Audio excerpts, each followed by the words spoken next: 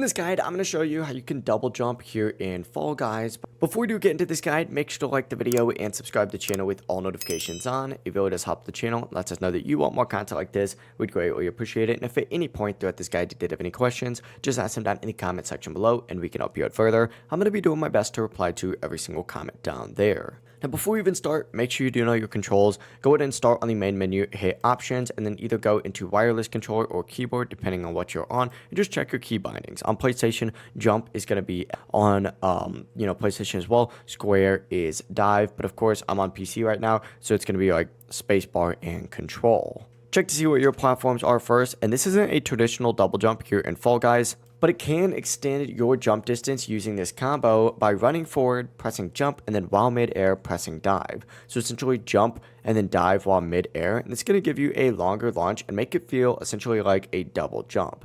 This trick is absolutely amazing for crossing wider gaps, reaching platforms that are barely out of range, and recovering when you almost miss a jump. Just diving towards the finish line is also pretty good as well. And you'll notice a huge difference in distance compared to just jumping alone. So check your jump and dive buttons, and then run forward, jump, and press dive on mid-air. Practice this timing and it'll become automatic, and that is how you could double jump here in Fall Guys. If this guide did help you out, make sure to like the video and subscribe to the channel with all notifications on. It really does help the channel and lets us know that you want more content like this. We'd greatly appreciate it, and if at any point throughout this guide you did have any questions, just ask them down in the comment section below and we can help you out further. Have a great rest of your day though. Peace.